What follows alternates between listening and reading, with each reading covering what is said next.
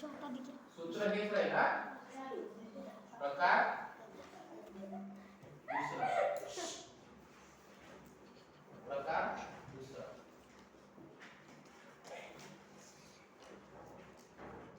याच्यामध्ये नयनने बाजारात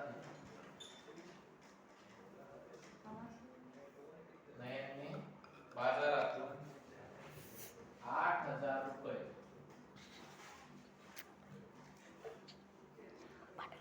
तीन वर्षाकरिता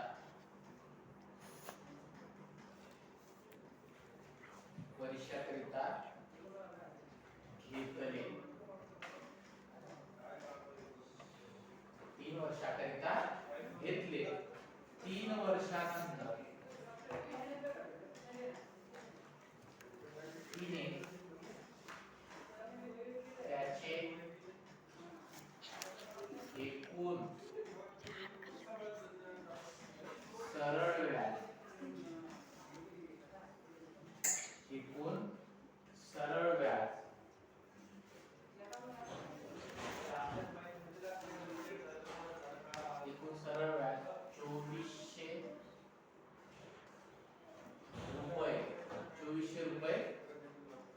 ₹2400 दिले तर व्याजाचा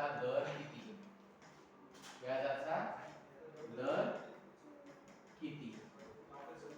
काय विचारलंय यामध्ये? यात काय विचारलं? म द क पहिले सूत्र सरळ व्याजाचं काय असतं? म द क. सूत्र घ्या.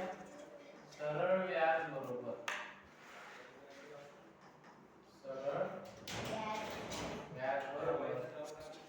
मुद्दल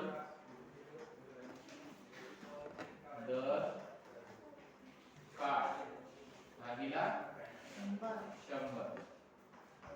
सांगा तिनं व्याज सरळ व्याज दिलेला आहे ₹2400 म्हणजे इथं काही 2400. मुद्दल किती रुपये घेतली होती? मुद्दल किती घेतली आहे? 8,000. दर दिलाय का आपल्याला? काय दराने घेतले? दिलेला नाही, काढायचा आहे. दर बरोबर किती वर्षाकरता घेतले होते? 3 भागिला 100. इथपर्यंत लिहून घ्या. याच्यानंतर स्टेज करायसाठी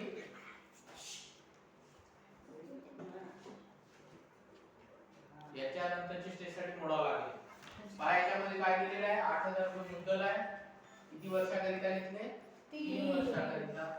आणि याच्या सरळ व्याज तिनं भरलं ₹2400 याचं. आपल्याला किती दराने पैसे दिले ते सांगितलेलं नाही. हे आहे ते फिरवणारे प्रश्न.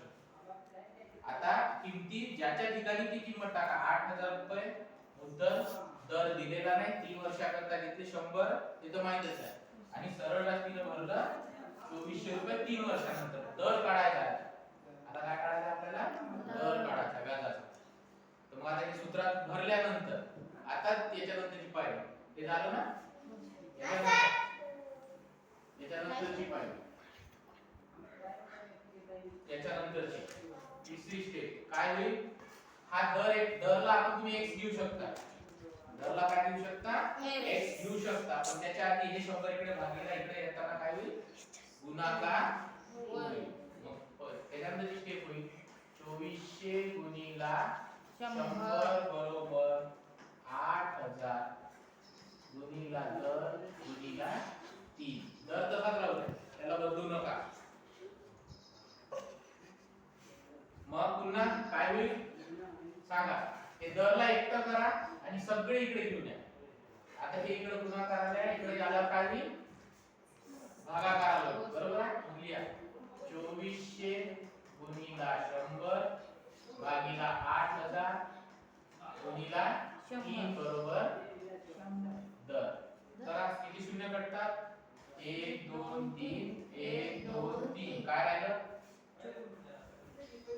काय राहिलं सांगा? वर किती राहिले? 240 गुणिला 1 8 गुणिला 3. बरोबर आहे? बरोबर दर. सोडवा. सांगा व्याजाचा दर. 8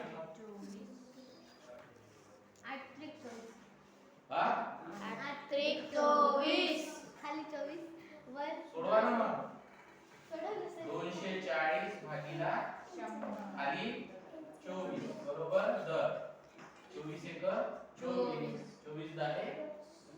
240. मग व्याजाचा दर किती आला? 240. कसं? व्याजाचा दर किती आला? 24 10 10%. 240 कसा येईल दर? व्याजाचा दर किती आला? 10%.